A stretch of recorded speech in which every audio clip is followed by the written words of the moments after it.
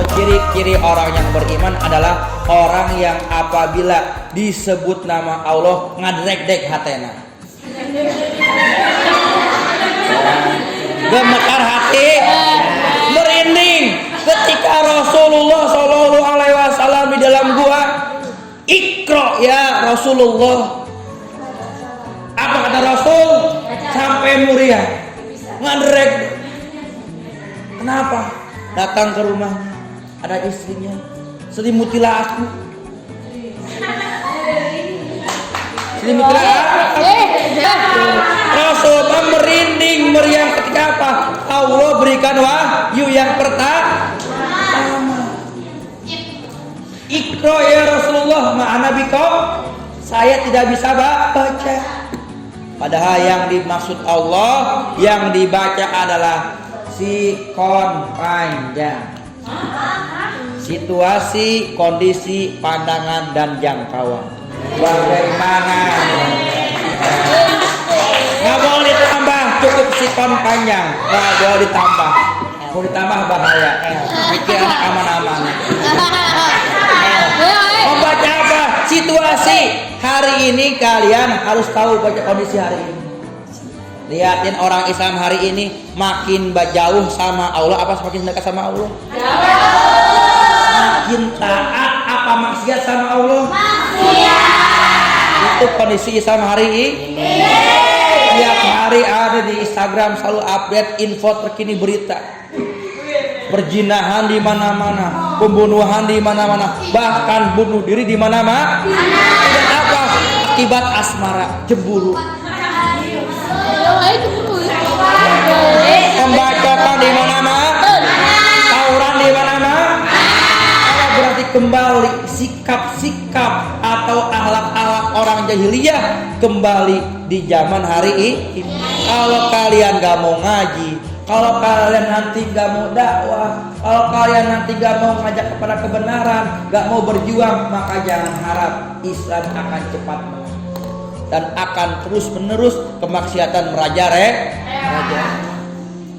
Mereka yang semua khawatirkan masalah ekonomi, masalah harta, masalah jabatan, tapi dia tidak memperhatikan nanti dia endingnya mau kemana. Karena kata Allah, kullu nafsin za'iqatul, setiap yang bernyawa pasti akan merasakan mati. Yang kita pikirkan bukan kapan mati, Neng. Tapi yang kita pikirkan mati dalam keadaan apa. Makanya kita berdoakan, ya Allah, biha, ya Allah, biha, ya Allah, bihusnil khatimah, ya Allah, biha, ya Allah, biha, ya Allah, bihusnil khatimah. Mati kita harus kalah keadaan husnul khatimah. Lagi ngaji aya nu maot husnul khatimah, aya nu keur salat maot husnul khatimah, aya nu keur ngapal ke ujug sugan teh maot sugan sare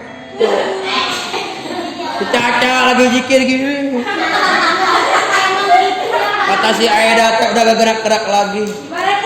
Coba dikasih sama Aida dikasih kelek. Ih. Kayaknya di apa ditelentangin. Kasih ayah cecing lucu. Akhirnya bikin napas buatan. Wah. Dikasih balsem.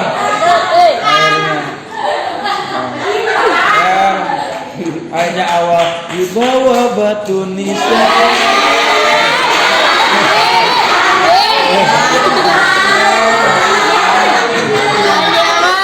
Aku menangis.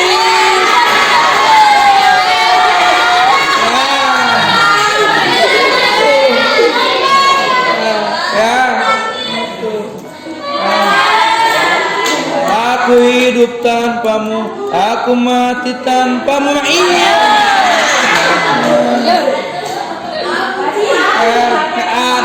Ada lagi. Nah, dengerin. Nih, harus yang mana ketika disebut nama-nama Allah nih. Maksud nama-nama Allah apa di sini teh?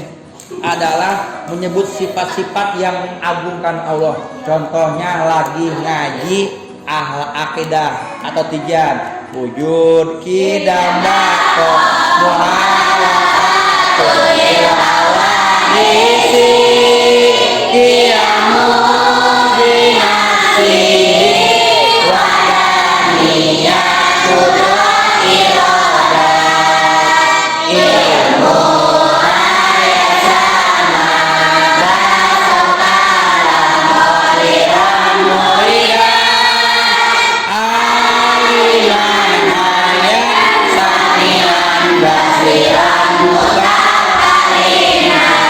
harus semakin iman kita kepada Allah ketika dibacakan Asmaul Husna tiap ba'da subuh, ba'da zuhur, ba'da asar, ba'da maghrib. Itu apa? Harus semakin meningkat iman kita. Ngedrek deh. Ini mah ngedrek deh. Kalau ada kamu.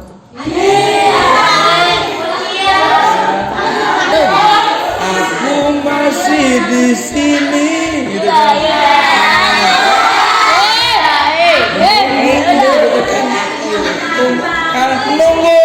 menunggu jawabannya. Wah, akhirnya mau jawaban. Alhamdulillah jawaban. Maaf, untuk kali ini tidak akan bisa menerima.